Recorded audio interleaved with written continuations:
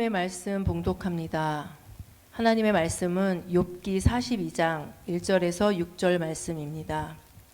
욥이 여호와께 대답하여 이르되 주께서는 못 하실 일이 없사오며 무슨 계획이든지 못 이루실 것이 없는 줄 아오니 무지한 말로 이치를 가리키는 자가 누구니이까. 나는 깨닫지도 못한 일을 말하였고 스스로 알 수도 없고 헤아리기도 어려운 일을 말하였나이다. 내가 말하겠사오니 주는 들으시고 내가 주께 묻겠사오니 주여 내게 알게 하옵소서. 내가 주께 대하여 귀로 듣기만 하였사오나 이제는 눈으로 주를 배움나이다. 그러므로 내가 스스로 거두어드리고 티끌과 재 가운데에서 회개하나이다. 아멘. 오늘은 2023년 한 해의 마지막 날, 그리고 2023년의 마지막 주일, 이 마지막 주일을 맞이하는 날입니다.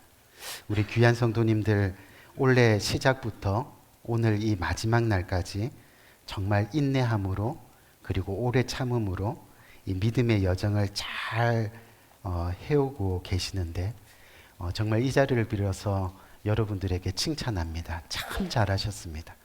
그래서 이번 시간은 우리 말씀 듣기 전에 모두가 한번 스스로에게 이렇게 가슴을 토닥거리면서 너 참 잘했다, 정말 대견하다, 정말 잘 견뎠다, 이렇게 한번 스스로 칭찬하는 그런 시간 한번 가져보기 원해요. 우리 한번 가슴을 치면서 참 잘했다, 너 참 잘했다, 이름을 부르셔도 됩니다. 기우가 너 참 잘했다, 이렇게 대견하다. 아멘. 우리 바라기는 이 시간 하나님 앞에 나와 예배하는 우리 귀한 성도님들, 이 하나님의 변함없는 은혜가 여러분들의 심령 가운데 함께하길 주님의 이름으로 간절히 축원드립니다. 예전에 여러분들 중에 기억하시는 분들 있겠지만 이 TV 프로그램 중에 진품명품이라는 프로그램이 있었습니다. 혹시 기억하시나요? 진품명품. 이게 무슨 프로냐 하면 오래된 물건의 가치를 매기는, 그래서 이게 가치가 한 이 정도, 요즘 시세로는 얼마 정도, 이렇게 가치를 매기는 그런 프로그램이었는데, 한 번은 어떤 남자가 집안 대대로 내려오는 아주 오래된 문서 하나를 가지고 그 프로그램에 출연한 적이 있었습니다.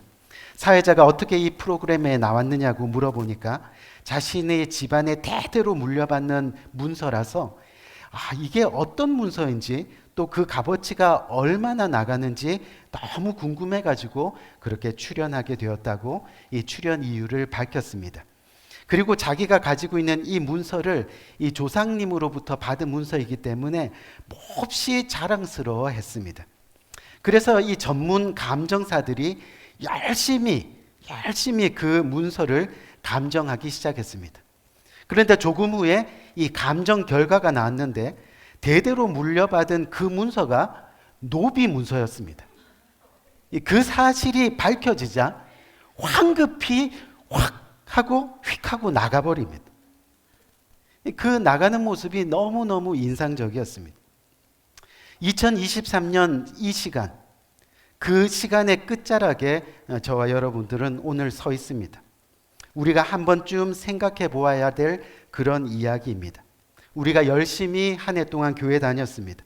열심히 예배 생활도 잘 한 것 같습니다. 뭐 그렇게 남들에게 나쁜 짓도 안 하면서 산 것 같고, 하지만 우리 인생의 마지막 시간에 하나님이 우리 인생의 문서를 감정하시는데, 우리가 가지고 있는 그 인생 문서가 천국의 값어치가 있는 구원 보증서가 아니라 세상에 끌려다니던 이 사단의 노비 보증서라고 하면 우리가 어떻게 하겠느냐는 겁니다. 그것은 단순히 창피당하는 걸로 끝날 문제가 아니라는 거죠. 바로 생명의 문제입니다. 그래서 오늘 2023년 마지막 날, 어떻게 보면 짧은 시간이고 어떻게 보면 긴 시간을 우리가 보내오고 있는데, 여기까지 우리 모두가 오느라고 정말 수고 많았습니다. 하지만 분명한 것은 오늘 이 시간 우리가 하나님 앞에 예배하는 이 자리가 정말 가장 축복된 자리임을 우리가 믿고, 또 확실한 구원의 보증서를 받을 수 있는 자리임을 믿고, 아멘? 그저 주님의 은혜만을 생각하고, 그래서 그 은혜 때문에 감사하고, 그리고 끝까지 주님의 은혜만을 사모하는 이 복된 예배의 시간이 될 수 있도록 우리가 마음으로 기도하고 또 귀를 열어 주님의 말씀을 듣는 귀한 이 시간이 되기를 주님의 이름으로 간절히 부탁드립니다. 오늘 2023년 마지막 본문 참 고민이 많았습니다. 이 마지막 본문을 여러분들과 함께 어떤 이 은혜를 나눌까 이 고민하다가 오늘 마지막 본문의 이야기는 바로 욥의 이야기입니다. 우리가 잘 알듯이 이 욥은 어떤 사람이냐 하면 욥기 1장 1절을 보니까 오늘 성경 퀴즈에 나오죠. 그렇죠? 욥은 어떤 사람인지 네 가지로 말하시오. 이게 답입니다. 1장 1절을 보니까 뭐라고 되어 있습니까? 온전하고 욥은 정직하고 하나님을 경외하고 그리고 악에서 떠난 자라 말씀합니다. 그래서 욥은 하나님으로부터 동방의 의인이라는 칭찬을 받은 그런 사람입니다. 그런데 그런 욥이 어느 날 갑자기 사고를 당합니다. 그 결과 수많은 재산을 하루아침에 잃게 되었습니다. 뿐만 아닙니다. 눈에 넣어도 아프지 않을 그런 착하고 서로 의가 좋았던 이 10명의 자녀들이 갑자기 불어닥친 태풍으로 인해서 집이 무너지면서 한꺼번에 그 자녀들이 다 죽음을 맞이하게 되었습니다. 설상가상으로 온몸에 피부병이 생기면서 욥 자신도 건강을 잃게 되었습니다. 그 와중에 믿었던 아내마저도 등을 돌리고 그의 곁을 떠나버렸습니다. 욥의 인생을 지금 들여다보면 완전히 망한 인생 같습니다. 욥의 인생을 하지만 우리가 자세히 보면 깨닫는 것이 너무나 많이 있습니다. 그것 중에 첫 번째가 우리 인생도 장담할 수 없다는 겁니다. 여러분 혹시 휠체어를 탄 회계사로 알려진 이 장지혜라는 분 혹시 들어보신 분 계세요? 아마 이분인데 스크린을 보면 이 방송에 여러 차례 출연했기 때문에 여러분들 중에서도 아시는 분이 있겠지만 우리 장지혜 자매님이 이 서울대학교 3학년 때 회계사 2차 시험에서요 이 5개 과목 중에 4개 과목을 이미 합격을 했습니다. 그런데 그때 갑작스럽게 사고를 당해서 결국 하반신 마비로 평생 휠체어를 타고 다니게 되는 신세가 됐습니다. 하지만 이 하반신 마비 상태에서도 포기하지 않고 마지막 시험에 합격해서 지금은 대한민국 1호 이 휠체어 탄 회계사로 열심히 인생을 살아가고 있습니다.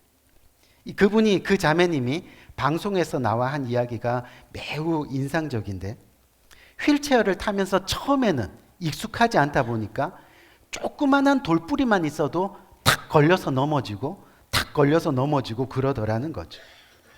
그런데 처음에 한두 번 넘어질 때는 정말로 창피해가지고 죽고 싶은 심정이었다는 거예요. 그런데 50번, 100번 이렇게 넘어지다 보니까요. 뭐 그냥 넘어지는 것도 내 인생이구나. 그렇게 휠체어를 탄 자신을 받아들이게 되었다고 합니다. 그때부터 매 순간이 감사인 것을 깨닫게 되었습니다. 우리 인생도 어떻게 될지 모릅니다. 매 순간 살아 숨쉬는 이 순간이 정말 감사인 것을 우리가 깨달으면서 살아가야 한다는 거죠. 소위 잘 나가던 욥 인생이 하루아침에 망했습니다. 우리 인생도 어떻게 될지 모릅니다. 그때 그런 소식을 듣고 욥을 위로하기 위해서 멀리서 세 친구가 욥을 찾아왔습니다. 그런데 성경을 보니까 이 세 친구도 욥에게는 위로자가 되지 못했습니다. 계속해서 욥을 꾸짖고 계속해서 욥을 책망합니다. 어떻게 해요? 죄 없이 망한 자가 어디 있느냐? 너 지금까지 하나님 잘 믿는다고 뻐겼지? 근데 죄 없는 자가 망하는 그런 사건이 어디 있느냐? 그 내용이 무려 욥기 4장에서부터 31장까지 27장의 분량의 욥을 비방하는 내용들이 기록되어 있습니다. 결국 그렇게 친구들의 비난송에서 지쳐가고 그러다가 욥이 쓰러집니다. 다 끝났다.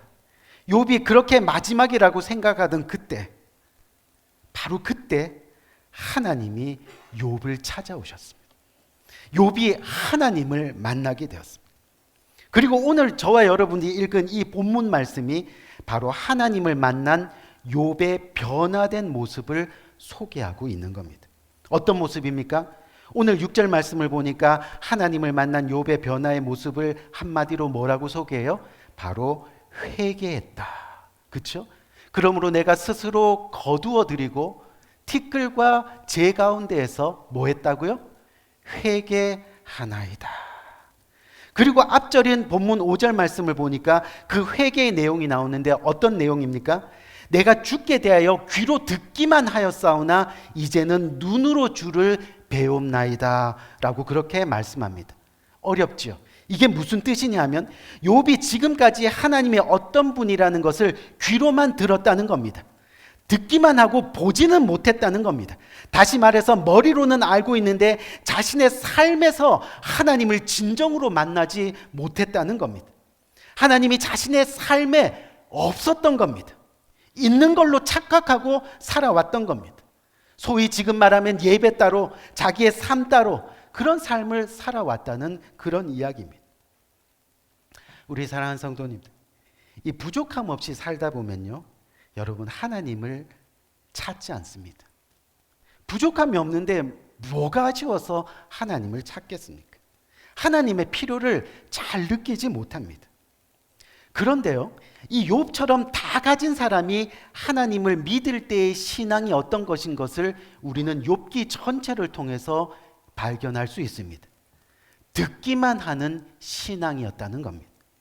다시 말해 삶의 변화가 없습니다. 머리로는 지식으로는 알고 있지만 내 삶에 하나님이 계시지 않습니다. 그것이 바로 듣기만 하는 신앙입니다. 오늘도 하나님의 말씀이 선포되는데도 우리는 듣기만 하는 신앙으로 머물러 있을 수도 있다는 겁니다. 진정한 헌신이 없습니다. 뜨겁지 않고 미지근합니다. 그런데 욥에게 고난이 찾아왔습니다. 여러분, 사실요, 고난이 찾아와도 하나님을 믿지 않는 사람들이 너무 많습니다. 하나님께서 뜻하지 않는 병을 주셨습니다. 뜻하지 않는 경제적인 어려움을 주셨습니다. 뜻하지 않는 자녀들에게 어려움을 주셨습니다. 이쯤 되면 하나님 붙들고 하나님 제발 살려주세요. 그렇게 말할 것도 같은데 고난이 찾아와도 하나님을 찾지도 믿지도 않는 사람들이 생각 외로 너무 많다는 겁니다. 이를 성경에서는 뭐라 그러냐 하면 어리석은 사람이라고 말씀하고 있습니다. 하지만 다행히 욥은요, 고난 가운데 진정 하나님을 보게 되었습니다. 이것이 은혜입니다. 오늘 본문을 보니까 어떻게 하나님을 보며 고백합니까? 이제는 제가 눈으로 주를 배움나이다. 여러분, 과연 욥이 눈으로 보게 된 하나님은 어떤 하나님이세요? 우리가 오늘 본문 2절 말씀을 보니까 뭐라 그래요? 주께서는 못하실 일이 없사오며 무슨 계획이든지 못 이루실 것이 없는 줄을 내가 압니다. 여러분, 놀라운 고백인 거예요. 이게 뭐냐면 지금까지 자기 중심으로 살았던 이 욥의 삶이 하나님의 중심으로 쉬프트, 움직여지고 있다는 그런 이야기입니다. 우리 사랑하는 성도님들, 사실 욥은 고난 중에서도 하나님에 대해서 불만이 되게 많았습니다. 이 친구들과 정말 많은 분량 가운데 논쟁하는 그 내용을 보니까 계속해서 하나님 앞에 불만이 터져 나옵니다. 그 대표적인 걸로 우리가 욥기 10장 1절에서 2절 말씀을 한번 볼까요? 보니까 뭐라고요? 내 불평을 토로하고 내 마음이 괴로운 대로 내가 이제는 하나님께 말할 거예요. 그리고 뭐라 그래요? 내가 하나님께 아뢰오나니 나를 정죄하지 마소서. 나는 죄가 없어요. 왜 나를 정죄해요? 그렇게 말하고 있습니다. 이게 무슨 뜻이냐면 쉽게 말하면 지금 욥이 하나님께 따지는 겁니다. 어떻게 해요? 내가 지은 죄가 지금 뭡니까? 내가 무슨 잘못을 저질렀습니까? 내가 어떤 범죄에 연루되어 있습니까? 왜 주님이 나를 원수로 여기십니까? 왜 나를 지금 위협하십니까? 왜 나를 망하게 하십니까? 그러면서 욥이 지금 자신이 그토록 힘든 고난을 받아야 되는 이유를 알지 못한다라고 계속 원망하고 불평하고 있다는 겁니다. 분명한 것은 원망하고 불평하고 변명하는 삶에는요, 여러분 소망이 없습니다.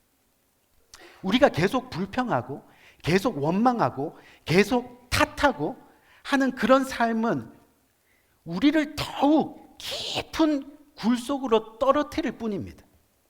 더 우리의 인생을 어둡게 만든다는 겁니다. 그런데 하나님이 욥을 찾아오셨습니다. 찾아오신 그 하나님을 욥이 만납니다. 직접 눈으로 보게 됩니다. 다시 말해 하나님을 진정 머리가 아닌 이 가슴으로 만나게 되었다는 겁니다. 그리고 나서 어떻게 변했습니까? 오늘 본문 3절을 한번 봅시다. 3절을 보니까 잘 알지도 못하면서 감히 주님의 뜻을 흐려놓으려 한 자가 바로 저였습니다. 깨닫지도 못하면서 함부로 주님에 대해서 말했습니다. 하나님을 진정으로 만나는 순간 욥의 말이 달라졌습니다. 욥의 생각이 달라졌습니다. 욥의 모습이 달렸어요. 회개의 고백이 바로 그런 겁니다. 주님 앞에 회개하며 나갈 때마다 우리의 말이, 언어가 달라집니다. 우리의 생각이 달라집니다. 우리의 행동과 모습이 달라진다는 겁니다. 지금까지 잘 알지도 못하면서 하나님 뜻이라고 하면서 내 중심대로 살았습니다. 그렇게 겸손하게 변화되기 시작하더라는 겁니다. 여러분, 겸손이 우리 삶에 찾아오는 순간 우리 인생은 어떻게 변하느냐 하면요, 감사의 인생이 되는 겁니다. 겸손이 우리에게 찾아오면. 사실 우리가 살면서 짓는 죄가 얼마나 많은지 모릅니다. 하지만 그렇게 죄를 지으면서도 하나님을 바로 알지 못하면 결국 세상에서 내가 의로운 줄 알고 그렇게 살 수도 있다는 겁니다. 2023년 이 한 해 동안 살아오면서 우리는 아마 각자 다르겠지만 어떠한 형태의 고난을 통해서 아마도 하나님을 만났을 겁니다. 하지만 여전히 자신의 죄를 모르면서 지금까지 오늘 이 시간까지 와 있다면 우리의 삶은 결국 불평과 원망과 남 탓으로 인해 2023년을 마무리하게 될 겁니다. 이 시간 하나님을 가슴으로 만나야 됩니다. 계속 듣기만 하면 안 되는 겁니다. 이제는 직접 우리가 눈으로 보아야 됩니다. 다시 말해 머리로가 아닌 가슴으로 우리의 신앙이 뜨거워져야 한다는 거예요. 우리의 삶에서 하나님이 역사하시도록 그렇게 우리의 가슴을 열어야 하는 겁니다. 행동해야 하는 겁니다. 그래야 하나님 앞에서 욥처럼 진정한 회개를 할 수 있게 되는 겁니다. 여러분, 이 회개의 인생이 진정 믿음으로 사는 삶의 모습입니다. 우리가 믿음으로 산다는 것을 어떻게 증명할까요? 날마다 주님 앞에 회개하면서 나가는 거예요. 회개의 인생이 하나님을 진정으로 섬기는 인생이 되고 회개의 인생이 하나님만 의지하며 살겠습니다. 그렇게 고백하는 인생이 될 수밖에 없다는 거죠. 우리 지금 제 나이 또래 분들이 대부분 많이 우리 교회는 계시는데 아마 옛날에 TV가 처음 나왔을 때 그 TV 기억나세요? 이렇게 드르륵 열고, 그렇죠? 흑백으로. 그리고 동네에 뭐 그런 TV를 가진 사람이 많지 않았습니다. 근데 그때 처음 TV가 나왔을 때 기술력이 그렇게 뛰어나지 않다 보니까 이 TV가 잘 나오다가도 갑자기 지직 뭐 이렇게 하면서 잘 안 나올 때가 되게 많았습니다. 그때 여러분들 어떻게 했는지 기억하세요? 탁!